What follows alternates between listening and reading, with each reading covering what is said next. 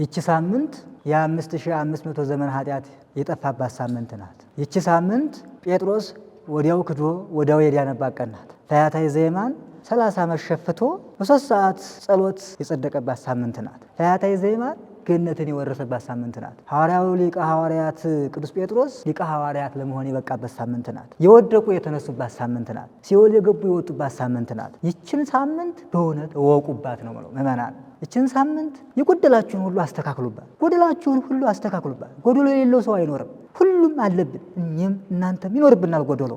ስለዚህ ጎደሎቻችን እንደ ፈያታዊ ዘየማን እንደ ቅዱስ ጴጥሮስ ጎደላችንን እንሙላ።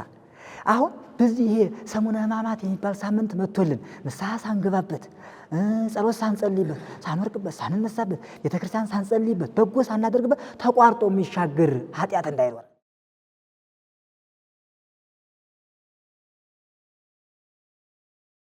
ተወደዳችሁና የተከበራችሁ ክቡራን ተመልካቾቻችን ይህ በሰሜን ወሎ ሀገረ ስብከት ሚዲያ ክፍል እየተዘጋጀ የሚቀርብላችሁ ልዩ መርሃ ግብር ነው። በዛሬው ዕለትም ሰሙነ ሕማማትን አስመልክተን ከመጋቤ ሐዲስ ወብሉይ መምህር ኪነ ጥበብ የፍላቂት ደብረ ብስራት ቅዱስ ገብርኤል የብሉይና የሐዲስ ጉባኤ ቤት መምህር ናቸው። ከእሳቸው ጋር ሰሙነ ሕማማትን አስመልክተን ቆይታ እናደርጋለን።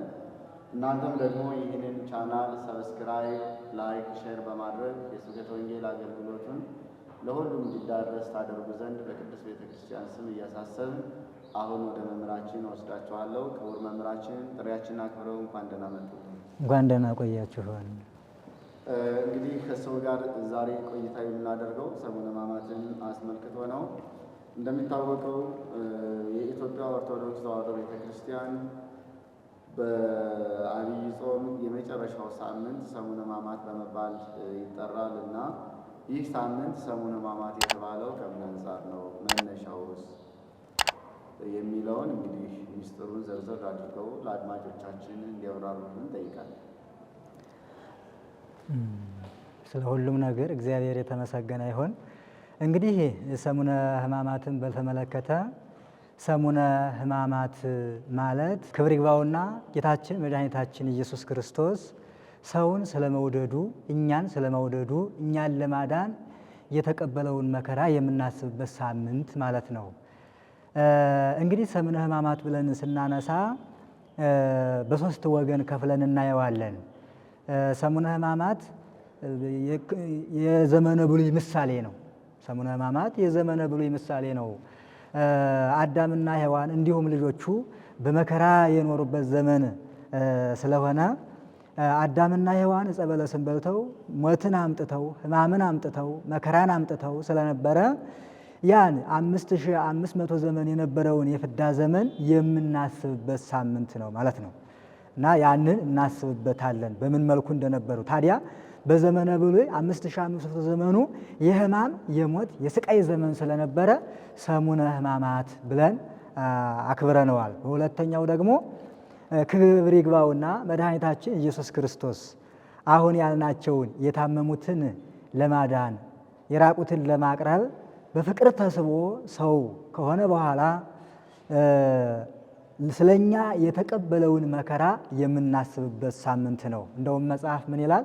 ነሳ ደዌነ ወጾረ ሕማመነ ይላል። በዚያውም ላይ በእርሱ ቁስል እኛ ተፈወስን ይላል። ስለዚህ በእሱ ቁስል እኛ በመሰረቱ የክርስቶስ ሕማምን ስናስብ የእኛን መዳን ማሰባችን ነው።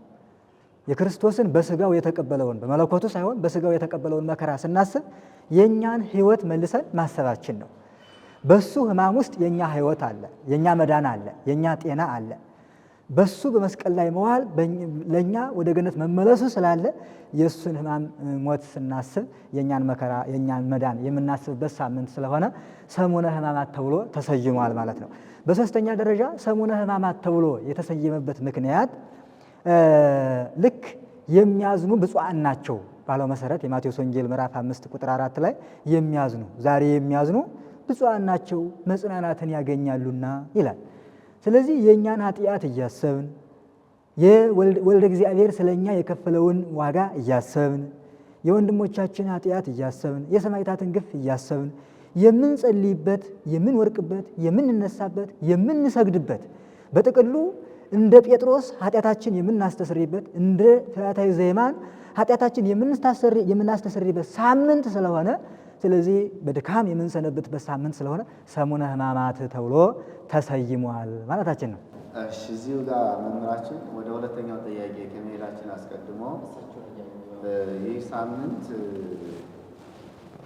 የምንሰግድበት፣ የምንጸልይበት፣ የምናወርቃበት፣ የምንነሳበት ብለውታል እና ከዛ አንጻር በዚህ ሳምንት የግዝት በዓላት ቢኖር አጋጣሚ ሆኖ የእመቤታችን በዓል ሊኖር ይችላል። እንዲሁም የቅዱስ ሚካኤል የጌታ ክርስቶስ ደግሞ ወርሃዊ በ29 የሚውል በዓል ሊኖር ይችላል። ከዚህ አንጻር በዚህ ጊዜ እንሰግዳለን አንሰግድም ለምዕመናን ብዥታ ይፈጥራል እና ይህንንም ካነሱ ዘንድ አብረው አያይዘው የሚመልሱት ጥሩ ነው። በመሰረቱ ሰሙነ ሕማማት በዓሉን የምናከብረው በስግደት ነው። ከሌሎቹ ለየት ይላል። እንደውም የሚገርማችሁ ጉዳይ አሁን ስቅለት ማለት ከአበይቱ ከ9 በዓላት አንዱ ነው፣ ግን የሚከበረው በስግደት ነው። ስለዚህ በዚህ ሳምንት በዓለ ማርያምም ቢውል በዓለ ሚካኤልም ቢውል በዓለ እግዚአብሔርም ቢውል ከስግደት አንከለከልም። ለምን? በዓለ እግዚአብሔር ስለዋለ ቅዳሴ አንቀድስም። የምናስበው ሰሙነ ሕማማትን ሳምንት ነው። ስለዚህ የሰሞኑ ሳምንት ራሱ ጌታችን ኢየሱስ ክርስቶስ ክብር ይግባውና ለእኛ ለማስተማር ላቡ ጠብ ጠብ ጠብ እስከሚል የሰገደበት ሳምንት ስለሆነ በዓሉ የሚከበረው በስግደት ነው። ስለዚህ ወደ ሁለተኛው ጥያቄ ስንሄድ ሰሙነ ሕማማት ብለን የምንጠራቸው ከሆሳዕና ማግስት ወይም ደግሞ ከሰኞ እስከ ቅዳሜ ያሉትን ከሆነ እንዳብራሩልን፣ እነዚህ ሳምንት ደግሞ ሰኞ፣ ማክሰኞ፣ ሮብ፣ ሐሙስ የምንላቸው የተለየ መጠሪያ አላቸው ወይስ እንደ ጥቅል ዝም ብሎ ሰሙነ ሕማማት ተብሎ ብቻ ነው የሚቀረው? እና የቀናቱ የተለየ ምስጢር ካላቸው እያንዳንዱ ያብራሩ። እርግጥ ነው የተለየ ታሪክ፣ የተለየ ስም፣ የተለየ ሕይወት ተሰርቶባቸዋል አላቸው። እያንዳንዳችን ገብረ ማርያም፣ ወለተ ማርያም፣ ገብረ ኢየሱስ፣ ወለተ ኢየሱስ የሚል ስም እንዳለን ሁሉ እነዚህ የሳምንታት ቀናትም የተለየ ስም አላቸው። ለምሳሌ ሰኞን ብንመለከት ርግመተ በለስ፣ አንጽሖተ ቤተ መቅደስ እየተባለ ይጠራል ስሙ። እንግዲህ ርግመተ በለስ ማለት በለስ የተረገመችበት ቀን ማለት ነው። ሰኞ በለስ ተረግማለች። የሚገርማችሁ ጉዳይ አዳም ዕፀ በለስን በመብላት ሞትን ቢያመጣ ክርስቶስ ዕፀ በለስን በማድረግ ሕይወትን አመጣ። ሰዎች አዳም አትብላ የተባለውን በተለይ ኦሪት ዘፍጥረት ምዕራፍ 3 የወደቅንበት ምዕራፍ ነውና ያችን ዕፀ በለስ በበላ ጊዜ ጸጋው ተገፎት መኖሪያውን ለቆ ልብሱን በለስ አድርጎ ምግቡን በለስ አድርጎ መኖሪያውን በለስ አድርጎ ይኖር ነበረ። እንደውም ጌታችን ወደዚህ ዓለም መጥቶ ሳለ በዮሐንስ ወንጌል ርኢኩ ከታሕተ ዕፀ በለስ፣ ናትናኤልን ከዕፀ በለስ ስር አየሁህ ብሎታል። ሰው ሁሉ ከዕፀ በለስ ስር ሆኖ ነበረ። በዘመነ ብሉይ ሰው ሁሉ ልብሱ በለስ ሆኖ ነበረ፣ ምግቡም በለስ ሆኖ ነበረ። በዚህም የሞት መትን አምጥቶ ቦታውን ለቆ ክብሩን ለቆ ተዋርዶ ነበርና ልክ አዳም በዕፀ በለስ ምክንያት ሞትን እንደጀመረ ክርስቶስም ዕፀ በለስን በማድረግ ጀመረ። በአንጻለ በለስ ረገባ ለኃጢአት ይላል ሊቁ ቅዱስ ዮሐንስ አፈወርቅና በለሲቱን በመርገም አንጻር የዓለሙን ኃጢአት አደረቀው። የማቴዎስ ወንጌል ምዕራፍ 21 ቁጥር 17 እስከ 21 ድረስ እንደሚናገረው በለሲቱን ማድረቁ ክርስቶስ ያቺ በለስ ደርቃ ፍንቅል ብላ እንድትወርቅ ማድረጉ ጥንተ አብሶን ፈንቅሎ እየጣለው ነው። በዕፀ በለስ ምክንያት የመጣን ዕዳ ሁሉ እያደረቀው ነው። ስለዚህ ዕፀ በለስን በማድረቅ ጀመረ። ለምን? የኃጢአት ምንጭ የሆነችው መጀመሪያ ካልደረቀች የሚሆን ነገር የለምና አምላካችን የመፍትሄ አምላክ ስለሆነ ዕፀ በለስን በማድረቅ ጀመረ ስራውን በእውነት። ስለዚህ ዕፀ በለስ ይባላል እና ዕፀ በለስን ካደረቀ ዘንድ አንጽሖተ ቤተ መቅደስ፣ አንጽሖ ቤተ መቅደስ ማለት ቤተ መቅደስን ያነጻበት ቀን፣ ይሄ እዚህ መሆን አይገባው፣ ይሄ ከዚህ አውጡ ብሎ አስቀምጧል። በዚያው ምልክ ስንመለከተው ዕፀ በለስን አድርቄላችኋለሁ፣ ከእንግዲህ በኋላ ደግሞ የጊዜያዊ ኃጢአት እንዳይጠበቅባችሁ፣ የጊዜያዊ ኃጢአት እናንተ የሰራችሁት ኃጢአት እንዳያገኛችሁ ቤተ መቅደሱን አጽዱ ብሎ ያስተማረበት ቀን ስለሆነ ሕይወታችንን እናጽዳ ለማለት ፈልጌ ነው። በዚሁም ላይ ማክሰኞ የጥያቄ ቀን ይባላል። ዕለተ ተስዕሎ ነው የሚባለው። ይህም የሆነበት ምክንያት በመሰረቱ የነቢያት ጥያቄ፣ የጻድቃን የሰማዕታት ጥያቄ በዘመነ ብሉይ ከአዳም ጀምረው ክርስቶስ እስከሚወለድ ድረስ ሲጠይቁት የነበረው ጥያቄ የተመለሰበት ቀን። እንዲሁ ደግሞ ክርስቶስን የማይወዱ ከክርስቶስ ጋር አንድነት ህብረት የሌላቸው ሰዎች የጠየቁት ጥያቄ መልስ ያልተሰጠበት ቀን ነው። በዚህ ቀን የምናየው ለምንድን ነው? ለእግዚአብሔር ቅርብ ስንሆን ጥያቄዎቻችን ሁሉ ይመለሱልናል። ከእግዚአብሔር ስንርቅ ግን ጥያቄዎቻችን ሁሉ አይመለሱም። ስለዚህ አይሁድ ይህንን በማን ስልጣን ታደርጋለህ ብለው ሲጠይቁት ክርስቶስ ምን አላቸው? እኔም አንድ ጥያቄ ልጠይቃችሁና እናንተም ትመልሱልኛላችሁ፣ እኔም እመልስላችኋለሁ አላቸው። እሺ ሲሉት የዮሐንስ ጥምቀት ከምድር ነው ወይስ ከሰማይ አላቸው። ከምድር ነው ብንለው ህዝቡ ይጣላናል ብለው አሰቡ። ከሰማይ ነው ብንለው እንዴት አላመናችሁበትም ይለናል ብለው አሰቡና መምህር አናውቅም አሉት። ስለዚህ የውስጣቸውን አወቀና እኔም አልነግራችሁም አላቸው። እነሱ ውሸታቸውን ነው ግን አናውቅም ያሉት፣ እሱ ግን ውሸት ስለማይስማማው አልነግራችሁም ነው ያላቸው። ስለዚህ ዛሬም ቢሆን ክፉዎች ጥያቄያቸው አይመለስም። ዲያብሎስ በማቴዎስ ወንጌል ምዕራፍ 3 ላይ 3 ጥያቄ ጠይቆ 3 ሁሉ አልተመለሰለትም። ክርስቶስ የኃጥአንን ክርስቶስ የክፉዎችን ጥያቄ አለመመለሱ የሚነገርበት የበጎዎቹን ጥያቄ ደግሞ መመለሱ የሚነገርበት ቀን ስለሆነ የጥያቄ ቀን ተብሏል። ረቡዕን ስንመለከት ደግሞ የምክር ቀን ይባላል። የምክር ቀን እንደውም ይህን ቀን እንጾመዋለን። በሳምንት እንጾመዋለን ከበዓለ ሃምሳ ውጭ እና ልደትና ጥምቀት ካልዋለበት በቀር እንጾመዋለን። ለምንድን ነው ከተባለ ምክር ሕይወት ስለሆነ ሕይወት የሆነው ምክር የተመከረበት ቀን ስለሆነ እሱን እናይበታል። ምክሩም ሁለት አይነት ነው። እግዚአብሔር ቅድመ ዓለም አስቦት የነበረው ለነቢያት ገልጾላቸው የነበረው በነቢያት ሲመከር ሲነገር የነበረው ያ የተፈጸመበት ቀን ነው።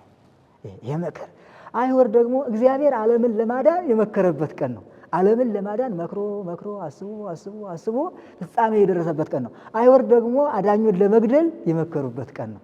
የሚገርማችሁ ጉዳይ ያው ከተወለደ ጀምሮ ወደ ግብፅ ለማሳደድም መክረዋል።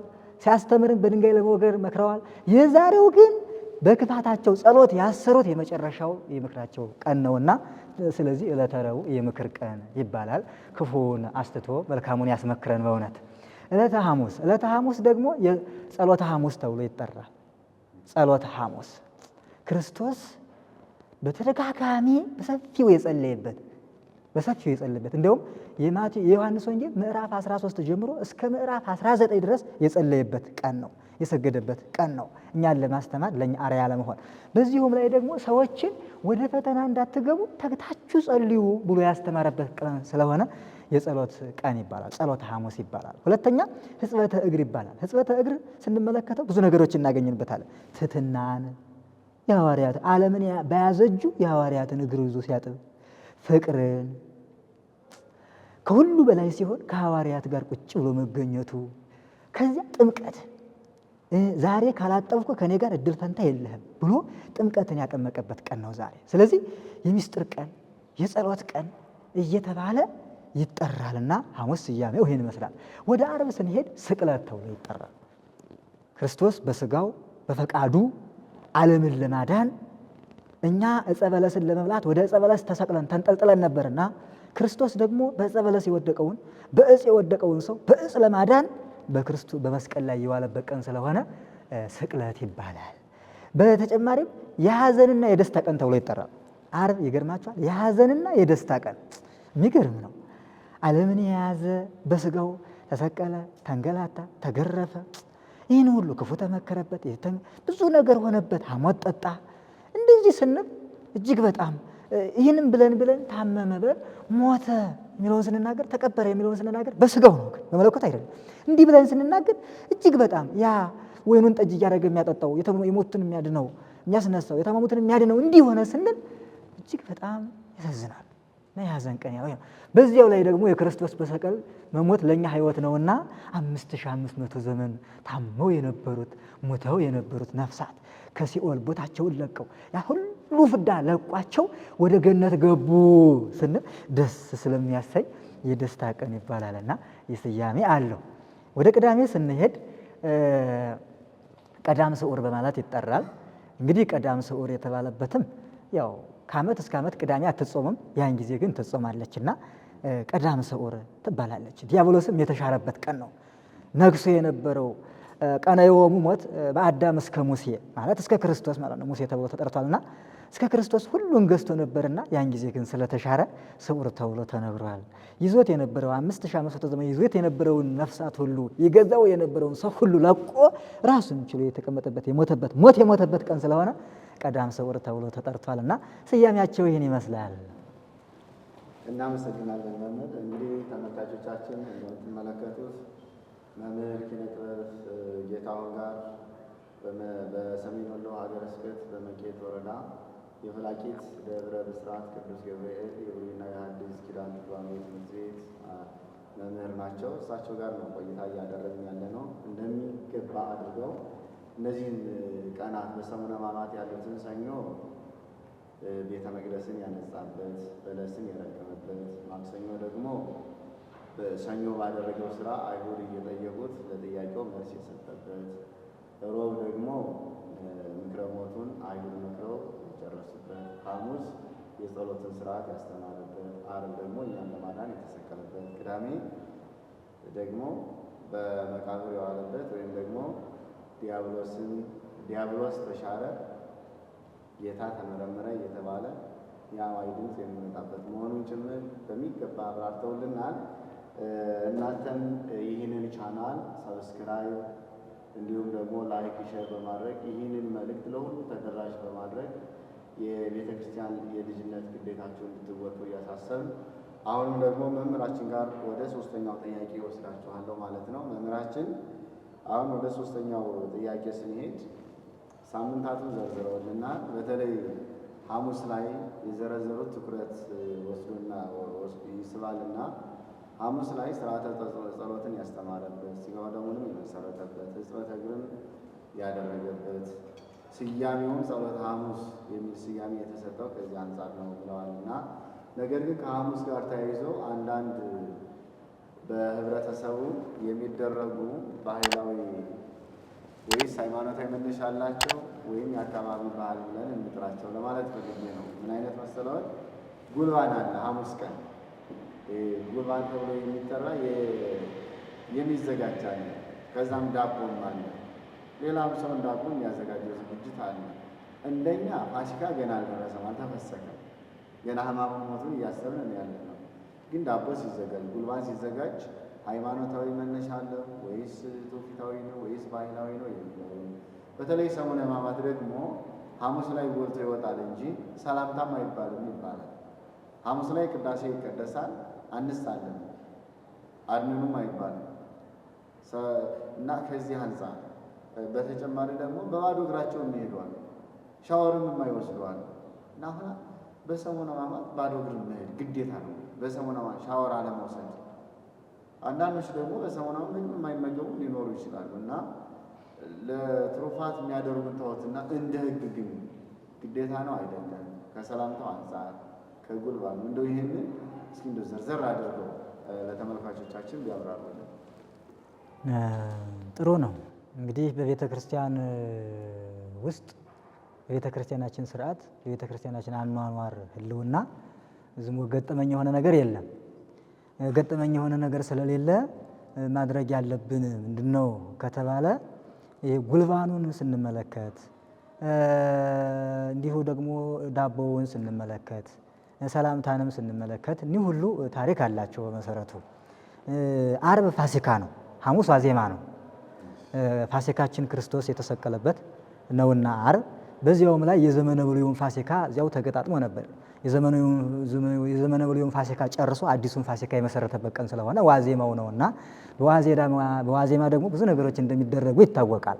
ስለዚህ ይህንን የጉልባኑን የዳቦውን ነገር ስናመጣ ወደ ኦሪት ዘጸአት ተመልሰን እስራኤል ከግብፅ ሲወጡ በሌሊት ስለወጡ በችኮላ ስለወጡ ያንቦለቦሉት ዳቦ ቆሎ ያስፈጩት በሶ የላቸውም እና ሲወጡ በድንገት ነው የወጡት። በድንገት ከወጡ ደግሞ ዳቦ መጋገር አለ፣ እንዲሁም ደግሞ ጉልባንም ማድረግ አለ፣ ንፍሮም ማንፈር አለ። የተለያዩ ነገሮች አሉትና ሰው ድንገት ሲወጣ በዚያ ልክ ነው። እንደውም ፋሲካን ስታከብሩ እርሾ የሌለበት አዲስ ዳቦ ጋግራችሁ ብሉ ይላል ኦሪት ዘጸአት ምዕራፍ 12ና ሌሎችን ምዕራፎች ስንመለከታቸው ይህን ያንዙናል እና ከእስራኤል ጉዞ ጋር የተያያዘ ነው። እስራኤል ከግብፅ የወጡበት እኛ ደግሞ ከሲኦል የወጣንበት ስለሆነ ነገሮቹ ያመሳስሉናል። ወደ ውስጡም ስንገባ ታሪኩ ክርስቶስን ፍንትው አድርጎ ያሳያል። ጉልባኑን ስንመለከተው ከስንዴና ከባቄላ የሚዘጋጅ ነው። ክርስቶስም ከሁለት አካል አንድ አካል ከሁለት ባሕርይ አንድ ባሕርይ የሆነ ነው። በዚያውም ላይ ስንመለከተው ደግሞ ባቄላው በጣም በእሳቱ ሲጎዳና ፍርስርስ ሲል ስንዴው ግን እንደዚህ አይልም። እንዲሁ ደግሞ ክርስቶስም በስጋው መከራን ሲቀበል በመለኮቱ ግን ሕያው ነው። በመለኮቱ ሕያው ስለሆነ ይህን ታሪክ በአግባቡ አድርጎ በሌላ ቀን እኮ አይደረግም። ይገርማቸዋል። ይህ አይደገም። እንግዲህ ከክርስቶስ ጋር የተያያዘ ነው። የምንመገባቸው ሁሉ ክርስቶስን ማስተማር አለባቸው። አለባበሳችን ሁሉ ክርስቶስን መስበክ አለበት እና ቤተ ክርስቲያን ክርስቶስን የምትሰብከው በምግቧ ጭምር ስለሆነ ይህን ምግብ አዘጋጅታለች ማለት ነው። ዳቦውንም ስንመለከት ይገርማቸዋል። እንደውም እናቶቻችን ሲጋግሩ ኩባያ ይዘው እንዲህ እንትን ይሉታል እና ይሄ የሚያሳየው ምንድን ነው? ክርስቶስ በቀኖት መወጋቱን፣ በኩናት መወጋቱን፣ በዘንግ መመታቱን የሚያሳይ ነው እና አድራጎቱ ሁሉ አስተምሮ ያለበት በሚያውቁት ክርስቶስ ሲያስተምር በእርሾ እንዳስተማራቸው በእርሻ እንዳስተማራቸው ሁሉ እነዚህ አስተምሯቸው የጎላ ስለሆነ በዚያ ቀን እነዚህን ዝክሮች ዘክረን ይህን ታሪክ እያሰብን ይህን ሁኔታ እያሰብን ዋዜማውን እናስቀጥላለን ማለት ነው።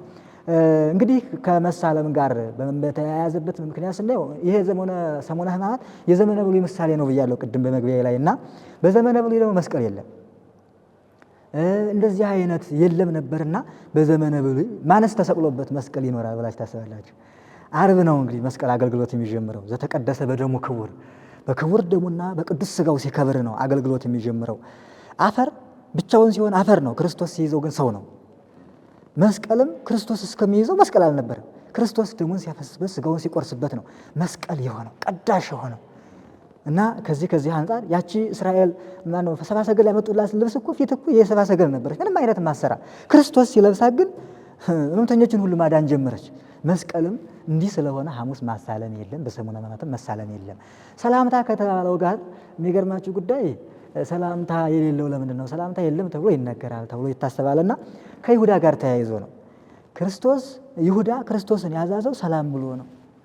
ሰግዶ የማያውቀው ክፋትን በውስጡ ይዞ ለክርስቶስ ሰገደ። እንደውም አባ ጊዮርጊስ ይህን ሲገልጽ ምንድን ነው የሚለው?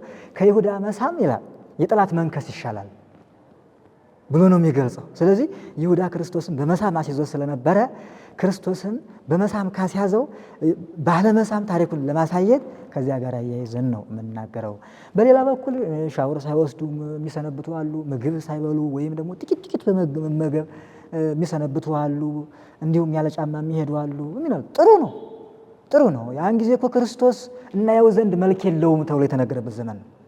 መልክ የለውም ማለት በጣም በሐዘኑ ሐዘናችን ለማራቅ አዝኖ የነበረበት ወቅት ስለነበረ ያው ሰዎች እንትን አይሉ ጫማ ሳይለብሱ ይሄዳሉ። መከራው ይድረሰኝ ልሳተፍ ማለት ነው።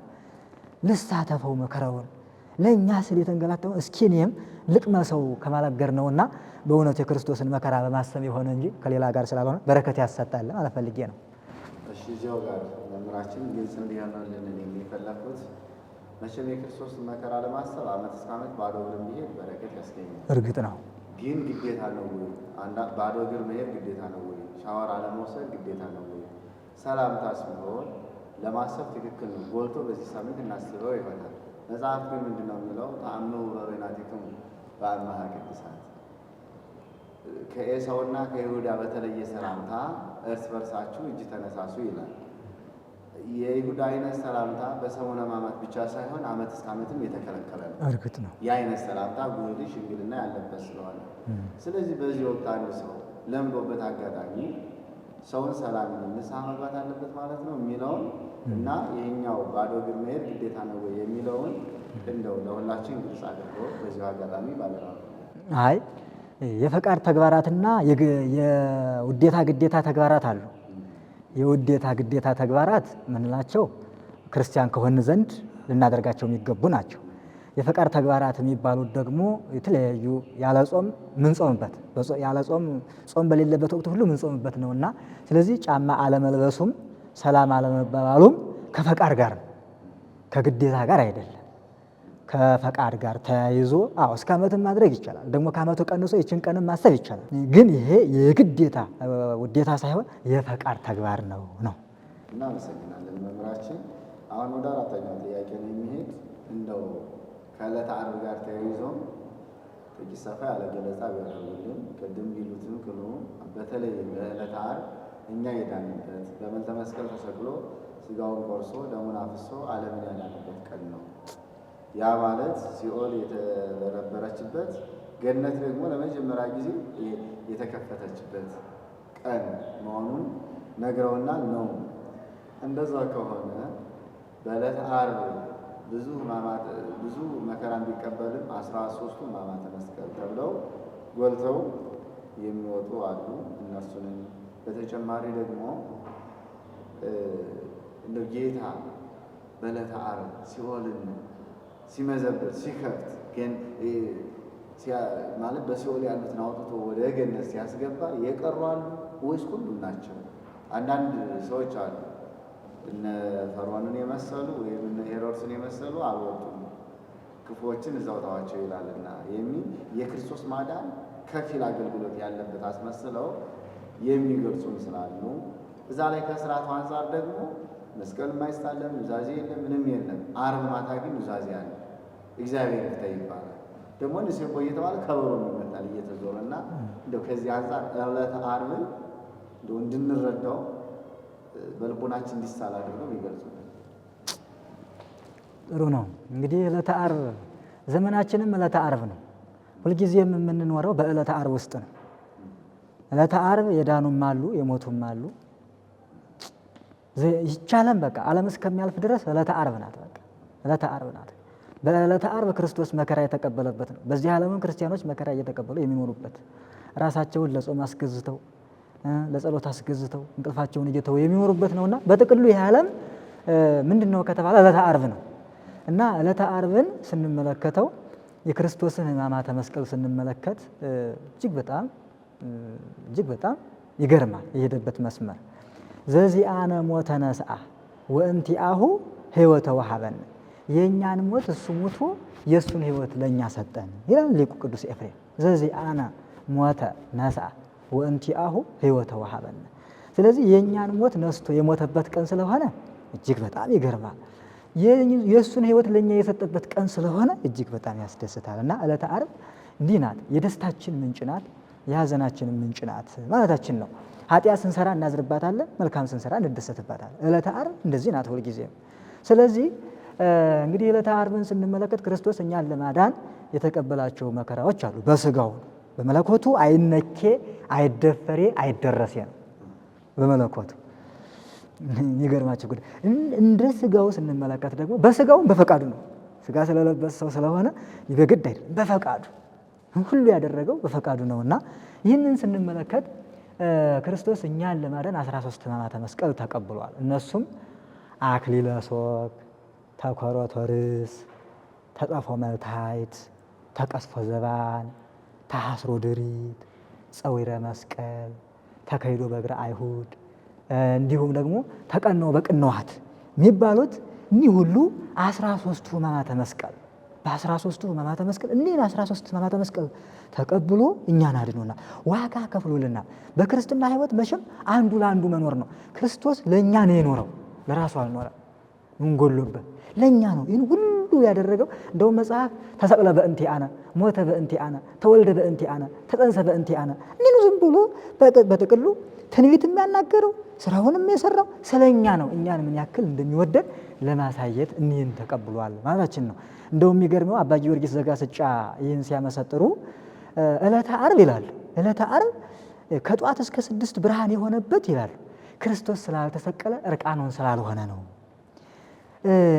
ከ6 ሰዓት እስከ 9 ሰዓት ግን ጨለማ የሆነበት ክርስቶስ እርቃኑን ስለሰቀሉት ነው። ክርስቶስን እርቃኑን ስለሰቀሉት እርቃኑን አላሳይም ስትል ፀሐይ ብርሃኗን ነስታለች፣ ከዋክብትም ረግፈዋል ይላል። ከ9 በኋላ ደግሞ መብራቱ ደግሞ ፀሐይ ብርሃኗን መስጠቷ ነፍስ ከስጋው ስለተለየች ነው። ኀፍረት የነፍስ ስለሆነ የስጋ ስለሆነ ኀፍረት የስጋ ስለሆነ ነፍስና ስጋ ተዋሂደው ሳሉ እርቃኑ እንዳይታይ ሰውራለች ማለት ነው። ግን ዕለተ ዓርብ በዚች ቀን ክርስቶስ በዚች ቀን የአምላክነቱንም ስራ የሰውነቱንም ስራ አሳይቷል። ስለዚህ በዕለተ ዓርብ የሰውነትን ስራ የአምላክነትን ስራ አሳይቷል ማለት ነው። ክርስቶስ አምላካችን በሞቱ ዓለምን አድኗል፣ ስጋውን ቆርሷል፣ ደሙን አፍስሷል። ከሲኦል ያሉትን በዕለተ ዓርብ ሁሉን ይዞ የወጣው ወይስ ከፍሎ ያስቀረዋል? ጥሩ ጥያቄ በመጥቀስ የሚሞግቱ ይችላል። ጥሩ ጥያቄ ነው። ጥሩ ጥያቄ ነው። በመሰረቱ ክርስቶስ የመጣው ለሰው ስለሆነ ሰውን አላስቀረም። ክርስቶስ የመጣው ዓላማው ሰውን ማዳን ነው። ንስሐ የገባውም ሰው ስለሆነ የበደለውም አዳም ነበር፣ ንስሐ የገባውም አዳም። ስለዚህ አድንሃለሁ ብሎታል። ከአዳም ውጭ የሆነ ተፈጥሮ የለም። ክርስቶስ የመጣው ለአዳምና ለሔዋን እንዲሁም ለልጆቹ ለምልዓተ ኃጢአት ነው የመጣው እንጂ ክርስቶስ ምንም የለም ያስቀረው፣ ሰው ከሚባል ያስቀረው የለም። የሚገርማችሁ ጉዳይ ሲያወጣ እንኳን ሀጥ እንደሆነ አይደለም ያወጣቸው፣ ቀድሶ ነው። ፈርዖንን አሁን እንደው ክፉ ነበር የምንለው በዘመነ ነቢዩ ታሪኩ እንጂ በአሁኑ ታሪኩ ጻድቅ ነው። ምክንያቱም ጻድቅ ያልሆነ ገነት አይኖርምና አዳም ጻድቅነቱን ሲተው ነው ከገነት የወጣው። ስለዚህ ወደ እነ ናቡከደነፆር ሁሉ 3 ደቂቃን የጣሉት ሁሉ ብዙዎቹ ወጥተዋል። ወኀደጎሙ ለእኩያን የሚላቸው ግን ንስሐ ያልገቡት አልቤ ልብ ዘይኔስ ንስሐ የሚገባ ልብ የለኝም ብሎ ይፈክር የነበረው ዲያብሎስና የዲያብሎስ አበጋዞች ናቸው እንጂ ከሰው ዘር ሲወጣ እየቀረ የለም ማለት ነው። እግዚአብሔር ይመስገን በእውነቱ ሰው ልጅ አንድም ሳያስቀር ነው ያወጣው። አንድም ሳያስቀር የሰው ልጅ ንስሐ ስለገባ ስለ ሰው ስለመጣ በእንቲአነ ስለሆነ በዚያ ልክ ነው ያወጣቸው። አንድም የቀረ የለም። እሺ መምህራችን በጣም እናመሰግናለን። ወደ መጨረሻው ጥያቄ ልውሰድዎትና ቀዳም ስዑር ናት የቀረችን። ስለዚህ ቅዳሜ ዕለት ደግሞ ያው ለምለም ቄጠማ ይሰጣል። ደግሞ ስሟ ደግሞ ስዑር ተብላለች። ከዛ ጋር ተያይዞ ደግሞ በሚገርም ሁኔታ አክፍሎት አለ። ጾሙ በጦም ናገራል እና እንደው ከምን መጣ የሚለው 3 መዓልት 3 ላይ እሑድ ተነሳ እንላለን፣ ዓርብ 11 ሰዓት ተቀበረ እንላለን እና 3 መዓልት 3 ላይ ሊሞላ ይችላል በማለት ብዙዎች ይናገራሉ። ስንቁ አቆጣጠሩ እንዴት ነው? እንደ ቤተክርስቲያን አቆጣጠር እንዴት ነው የሚለውን እንደው ጠቅለል አድርገው ይህንንም ቢያብራሩ ጥሩ ነው። እንደውም ዓርብና ቅዳሜ ተያያዥነት ያላቸው ስለሆኑ ከዓርብም የቀሩት ጥያቄዎች ካሉ ልመልሳቸው። ለምሳሌ ንሴብሖ እንላለን እሳ ከተባለ ቅድም እንዳልኩት ንሴብሖ ያልንበት ነፍሳት እስራኤል ከግብፅ ሲወጡ ንሴብሖ እንዳሉ ነፍሳት ከሲኦል ሲወጡ ንሴብሖ ለእግዚአብሔር ስቡሐ ዘተሰብሐ ፈረሰ ወመስተጽእነ ወረወ ውስተ ባሕር።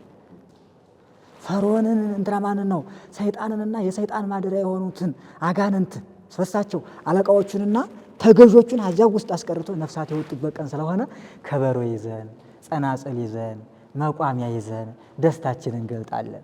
ወሬድዎ መስቀሉ ሙቁሃነ ፈታ እለ ውስተ ጽልመት ውስተ ብርሃን መርሃ። ከመስቀሉ ወርዶ ጨለማ ወዳለበት ቦታ ወርዶ ወደ ብርሃን መራቸው ይላል። እለ ውስተ ጽልመት እለ ውስተ ሲኦል ጻኡ ወእለ ውስተ ጽልመት ተከሰቱ ብሎ የዘመረበት ቀን ስለሆነ በእውነቱ ከሆነ ንሴብሖ ብለን የምንዘምርበት ከዚያ የተነሳ ነው ማለታችን ነው። ሌላው ደግሞ እንደውም በዚያው መብራት ይዘን ዳዊት ከደገምን በኋላ መብራት የምናጠፋበት ጊዜ አለ። ብርሃን ተብሎ የነበረው ይሁዳ ብርሃን ሳይሆን ስለቀረ በዚያ ለይሁዳ ወልዱ ወለውልደ ወልዱ ይደምሰስ እያል ምንዘምርበት አጋጣሚ ይሄ ነው።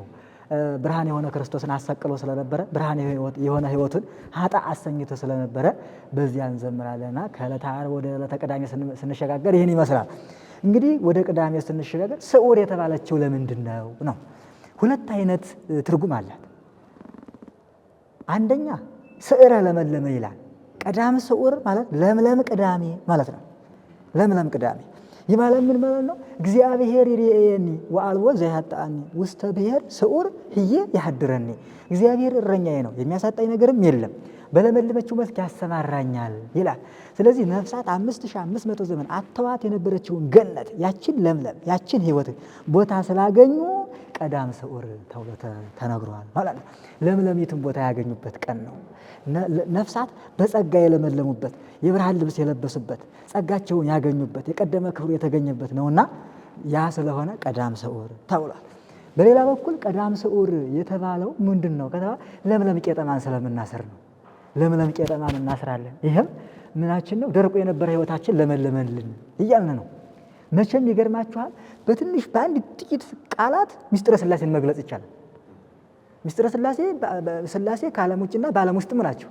ግን የምንገልጽበት ቋንቋ ሥላሴ አንድም ሦስትም ናቸው በሚል አጭር ቋንቋ እንገልጸዋል። አሁን በዓለም የሞሉትንና ከዓለም ውጭ የሆኑትን በእነዚህ ቋንቋ መግለጽ። በክርስትና ህይወት ውስጥ የሚሰሩ ስራዎች ሁሉ ሲያያቸው ትንሽ ይመስላሉ፣ ግን ምስጢራቸው ታላቅ ነው። ስለዚህ የለምለም ቀን ያልንበት ያ ነው። ያ ስለሆነ ከራሳችን ነው። እንደውም ለምለሙ ጸጋችን ከእግራችን ሳይሆን ከእግራችን ጠላታችን ነው። ህይወታችን ከራሳችን ነው ያለውና ከራሳችን እናስረዋለን። አነ ውእቱ ሀረገ ወይን ያለ ክርስቶስም ራሳችን ስለሆነ እኛ አንተ ከኛ ጋር እኛ ካንተ ጋር አንድ ሆን አስታረከን ህይወታችን መለስክልን ለማ ቄጠማ የምናስርበት ቀን ያ ነው። ኦሪት ዘፍጥረት ምዕራፍ 8 ቁጥር 8 ላይ ማየ አይሄ ጎሎ ሳለ ያቺ ርግቧ መታ ለኖህ ሐፀ ማየ አይ ነትገ ማየ አይ ብላ አበሰረችው። የወይራ ቅጠል ይዛ በቃ ማየ አይ ያስፈራን ይሄ ዓለምን ያጠፋ ሁሉ ወደመ አላቸው። ደግሞ ቅዳሜ ቀን ቀሳውስት እንትኑን ይዘው ማን ነው ይሄን ቄጠማውን ይዘው ሀልቀ ማየ ኃጢአት ነትገ ማየ ኃጢአት ተሰረ ማየ ኃጢአት እያሉ በቤታችን እያንኳኩ ከቤተ ክርስቲያን ጀምረው ያበስሩናል። እና የዚያች የርግብ ምሳሌ ናቸው። እንደውም እንደ ርግብ የዋህ ሆኑ ተብለው የለ እንደ ርግብ የዋህ ሆኑ የተባሉት ካህናት የርግቧ ምሳሌ ሆነው የርግቧን ቄጠማ ይዘው በመንደራችን እየተንቀሳቀሱ ያበስሩናል፣ ምስራች ይነግሩናል ማለት ነው። እና ቀዳም ስዑር ማለት ለምለም ብለን ስንተረጉም ይሄ ነው። ሁለተኛው አተረጓጎም ግን ቀዳም ስዑር ማለት ሰዓረ ሻረ ካለው ሰዓረ ሻረ። ቀዳም ስዑር ማለት በአንደኛ ደረጃ ስንመለከተው 5500 ዘመን አለቃ ገዥ ሆኖ የነበረው ዲያብሎስ የተሻረበትን ወቅት የምንመለከትበት ስለሆነ የዲያብሎስን መሻር የምናስብበት ዘመን ነው። ዲያብሎስ ተሽሯል። አሁን ለዲያብሎስ የሚገዛ ሰው ካለ ኃጢአት የሚሰራ ሰው ካለ ለሞት የሚገዛ ማለት ነው። ለተሻረ የሚገዛ ማለት ነው። ከዚህ ግባ ለማይባል ራሳችን አንግሰን ማለት ነው።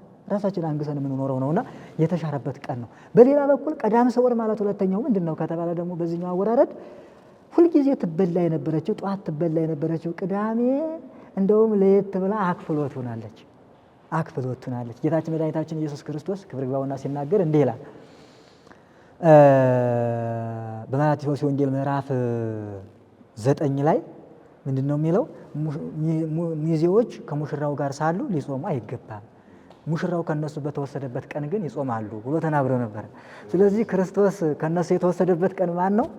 ዕለተ ዓርብ ነው። እና ዕለተ ዓርብን ያከፈሉት ለዚያ ነው። እንደውም ዕለተ ዓርብን አክፍሎትን የጀመረው ያዕቆብ ነው። ከ72ቱ አርድእት አንዱ ያዕቆብ አክፍሎትን ጀምሮታል። ምን አለ? ጌታዬ በሶስተኛው ቀን እነሳለሁ ብሎ አስተምሮኛልና መነሳቱን ሳላይ አልበላም አለ። ከዚያም በኋላ ሐዋርያት ስናብነት አድርገው ሁላቸውም አክፍለውታልና አክፍሎት የተጀመረው በዚህ ቀን ነው። የምናከፍልባት ቀን ስለሆነች ስዑር ተብላለች። ምክንያቱም የምትበላው ባለመበላት ብሉት የነበረችው በጾም ተሸፍናለችና ስዑር ተብላለች ማለት ነው። በሌላ በኩል ደግሞ ቀዳም ስዑር የተባለችበት ምክንያት ምንድን ነው ከተባለ ክርስቶስ በመቃብሩ ሙስና መቃብርን አጥፍቷል። በመቃብሩ ነፍሳትን በሲኦል በአካለ ነፍስ እንደቀደሳቸው ሁሉ ስጋትን በመቃብር አድሮ ቀድሷቸዋል። ስለዚህ ቅድስናን ያመጣበት ጊዜ ሙስና መቃብርን ያጠፋበት ስለሆነ ቀዳም ስዑር ተብሏልና ይህን በተመለከተ ነው ቀዳም ስዑር የተባለችበት ማለታችን ነው። እንግዲህ 3 መዓልት 3 ሌሊት ይላል። 11 ነው የተቀበረው። ከሌሊቱ 10 ሰዓት ነው እሁድ ዓርብ ከቀኑ 11 ሰዓት ተቀብሮ እሁድ ከሌሊቱ 10 ሰዓት ተነሳ። እንዴት ይሞላል ነው? እንዴት ይሞላል? እስኪ እኔን ጣቴን ያዙና ሳቡኝ። እጄን ይዛችሁ ብትስቡኝ ሌላው ሁሉ አይከተላችሁም? ይከተላችኋል። ስለዚህ መዓልት ይስህቦ ለሌሊት ወሌሊት ይስህቦ ለመዓልት። ቀኑ ሌሊቱን ይስበዋል። የእሁድ ሌሊት የእሁድን ቀን ይስበዋል። የዓርብ ቀን የዓርብን ሌሊት ይስበዋል። ምክንያቱም 24 ሰዓት የሚባለው አንድ ቀን ነው። 11 ሰዓት ቢቀበርም 11 እና 12 የ11 ክፍሎች ናቸው። የ11 እንጂ ሌላ ቀን አይደለም። እነሱ ስለሳቡት ዓርብ ተቀበረ ነው የሚባለው እንጂ ሰዓት እንትን አንልም ነው። አንድ ነው። እሁድንም ስንመለከተው ወደዚያ ሄደን 10 ሰዓት ነው የተነሳው። ወደዚያ መቼ ሄደን 10 ሰዓት ይስበዋል። ምክንያቱም የያው ክፍል ነው። አንድን ሰው እጁን ይዘን እንደምንስበው ሁሉ አንዱን ሰዓት ይዞ ሌሎቹን መሳብ ማንጣት ይቻላል። 3 መዓልት 3 በከርሰ መቃብር አደረ የሚባለው ይሄ ነው ማለት ነው። የሚገርም ነው መምህራችን፣ እውነትም ነው። የምንቆጥርበት አቆጣጠር ነው። መቼም ለጥያቄ የተፈጠረ ሰው መጠየቅ ልማዱ ስለሆነ እንጂ አሁንም እኛ ባለንበት 11 ሰዓት ላይ ሰው ቢቀበር ሰልስት የምናወጣው 3ኛ ቀኑ ይሆን አቆጣጠራችን ከጌታ ክርስቶስ ላይ ሲሆን ጥያቄ ስለሚመጣ ነው እንጂ ክርስትናም ቢሆን 11 ሰዓት ቢወለድ 41 ብለን ነው የምንቆጥረው። ስለዚህ መዓልትና ሌሊት 24 ሰዓት ነው አንድ ዕለት የምንለው። ቁጥሩ የሚጀምረው ግን ከሌሊት ነው ማለት ነው። አዎ ሌሊት ማታም ሆነ ቀንም ሆነ፣ ስለዚህ ከማታ ይጀምራል ማለት ነው። ግን እዚሁ ካነሱት ላይ ሌላ ጥያቄ ፈጥረን እንዳንሄድ ዓርብ 11 ሰዓት ተቀበረ፣ እሁድ ሌሊት 10 ሰዓት ላይ ተነሳን ማለት ነው። መልሶ ደግሞ ሚዜዎቹ እያሉ ሙሽራው ሳለ ሚዜዎቹ አይጾሙም የሚለውንም አንስተዋልና እንደውም እነዚህ ብዙ ሰዎች ጥያቄ የሚያነሳቸው ናቸው። ሙሽራው እያለ ሚዜዎቹ አይጾሙም ይላልና ብለው ሐሙስ ሰርጉ ሆኖ ዓርብ ስጋ የሚበላው በተለይ በዘመነ ጥር ማለት ነው። እንዲሁም በዚሁ መልስ እያገኙ ሁለተኛ ደግሞ ታምረ ኢየሱስም አንዳንድ አዋልድ መጻሕፍትም ከሌሊቱ 6 ሰዓት ተነሳ። ወበስድስቱ ሰዓተ ሌሊት ተንሥአ እግዚእነ ኢየሱስ ክርስቶስ የሚል አለ። አሁን አምረ ግብረ ሕማማት ላይ ቀጥታ ተጽፎና ከዛ አንጻር እንግዲህ እንደ ቤተ ክርስቲያናችን ስርዓት መንፈቀ ሌሊት ጸሎት ማለት 10 ሰዓት ነው። የተነሳውም 10 ሰዓት ነው። እንዲሁም የተወለደውም 10 ሰዓት ነው።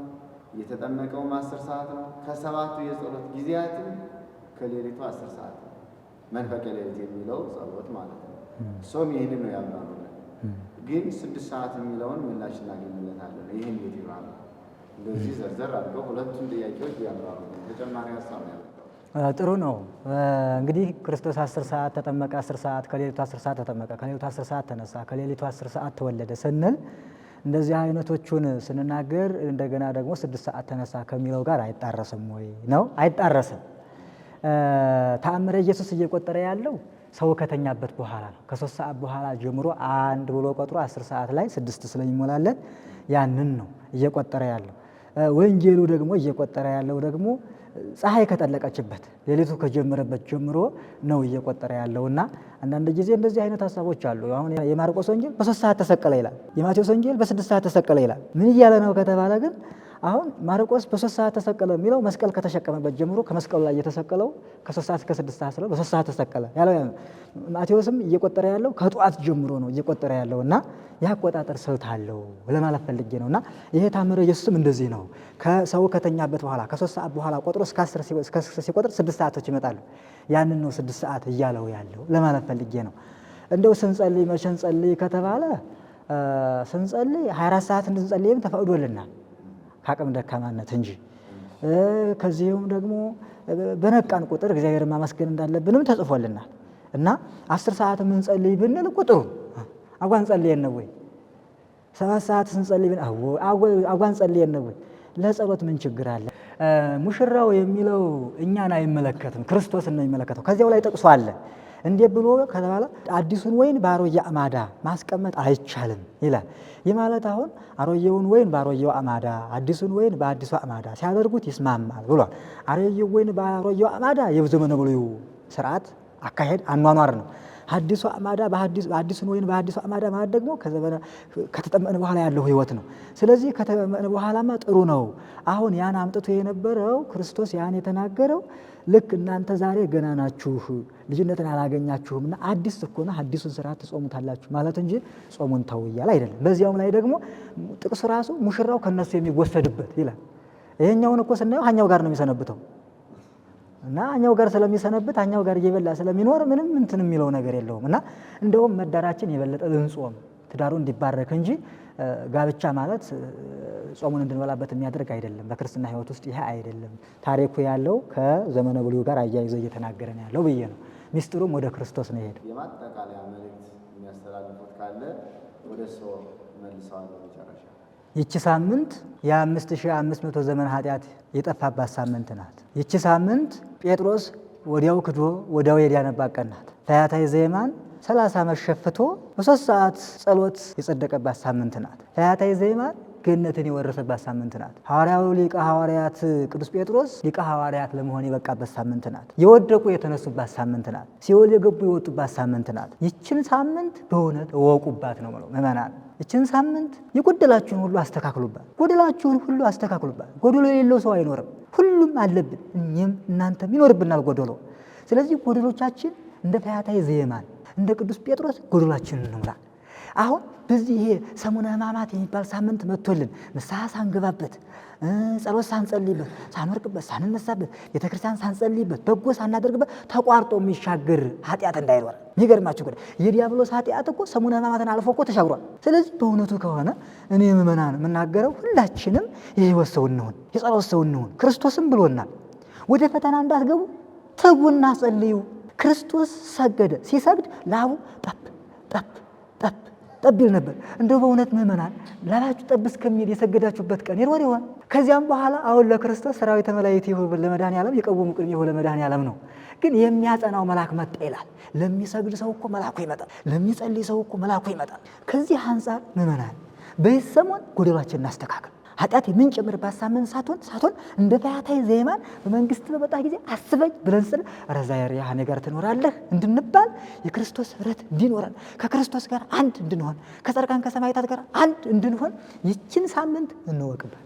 ቀላል ሳምንት እንዳትመስላችሁ። እንኳን እኛ የግል የሰራነው ይቅርና የዓለሙ ኃጢአት የጠፋው በዚህ ሳምንት ነው። ይገርማችኋል። ልብሳችን ለማቆሸሽ ወር እንለብሰዋለን፣ 2 ወር እንለብሰዋለን። ለማጠብ ግን 30 ደቂቃ ይበቃል። ስለዚህ አሁን ሰውነታችን የዓመት ኃጢአት ሰርተን ሊሆን ይችላል፣ 2 ዓመት ኃጢአት ሰርተን ሊሆን ይችላል፣ የብዙ ዓመት ኃጢአት ሰርተን ሊሆን ይችላል። ግን በ3 ሰዓት በዚህ ሳምንት ማስወገድ አምላካችን እንደዚህ ነው። ንስሐ እኮ ጸሎት እኮ መልቲ ማለት ናት። የሞተ ባትሪ የምትቀሰቅስ የሞተ ህይወታችን የሞተ ማንነታችን ትቀሰቅስልናለች። ትንሣኤ ማለት ይሄ ነው። ነገ ትንሣኤን ለማክበር ስንፈልግ እንደ አይሁድ እንዳናፈር። በኃጢአት ውስጥ ያለፍ እኮ ያፍራል። ቤተሰቡ ያልጾመ እኮ ያፍራል። ምን እንደሚል አይገባኝም። መቼም በመብል ያመጣነው ማድረግ የለም ያመጣነው ዝቅታ እንጂ። ስለዚህ ይህን ሳምንት የጸሎት ሳምንት፣ የንስሐ ሳምንት፣ የስግደት ሳምንት በእውነት ራሳችን የምንወቅስበት ሳምንት ክርስቶስም ብሏል። ስለ እሱ ሲያለቅሱ ስለ ራሳችሁ አልቅሱ ብሏቸዋል። ስለ ራሳችሁ አልቅሱ ማለት ነው። እኔ በተሰቀልኩበት ሳምንት ስለ ራሳችሁ አልቅሱ፣ አኑሩ፣ ስርየት ጠይቁ፣ ህይወት ታገኛላችሁ ማለት ነውና በእውነት ይችን ሳምንት እንደ ፈያታዊ ዘየማን አውቀንባት፣ እንደ ቅዱስ ጴጥሮስ አውቀንባት፣ እንደ አዳም አውቀንባት የህይወት ባለቤት እንድንሆን አምላካችን ይርዳን። ወስብሐት ለእግዚአብሔር። ተመልካቾቻችን ቆይታችን ይህን ይመስል ነበር። ይህ እንግዲህ የሰሜን ወሎ ሀገረ ስብከት ሚዲያ ክፍል ከተለያዩ መምህራን ጋር በመሆን ውይይት እያደረገ ለጥያቄዎቻችሁ መልስ እየሰጠ በልዩነት እያዘጋጀ የሚያቀርበው መርሃ ግብር ነው። ሁላችሁም ይህ ቃል ይህ ድምፅ የደረሳችሁ ቻናሉን ሰብስክራይብ፣ ላይክ፣ ሼር በማድረግ ለሌሎችም ተደራሽ እንድታደርጉ የልጅነት ግዴታችሁን እንድትወጡ የስብከተ ወንጌል አገልግሎትን በዚህ መንገድ እንድታስፋፉ አደራ አደራ እያል እንግዲህ ይህንን አገልግሎት በዚህ መንገድ ጥያቄያችን መልስ በመስጠት ሲያገለግሉን የነበሩት መምህራችን መምህር ኪነጥበብ ጌታሁን በሰሜን ወሎ ሀገረ ስብከት በመቄት ወረዳ የፍላቂት ደብረ ብስራት ቅዱስ ገብርኤል የብሉይና የሐዲስ አዳሪ ትምህርት ቤት መምህር ናቸው። እሳቸውን ከልብ እናመሰግናለን። መምህራችን ስለነበረን ቆይታ እግዚአብሔር አምላክ የተመሰገነ ይሁን። እርስዎም ጥሪያችን ሰምተው በስቱዲያችን ተገኝተው ይህንን መርሃ ግብር ስላከናወኑልን ከጥያቄዎቻችን ደግሞ ምላሽ ስለሰጡን እናመሰግናለን። እግዚአብሔር ይስጥልን።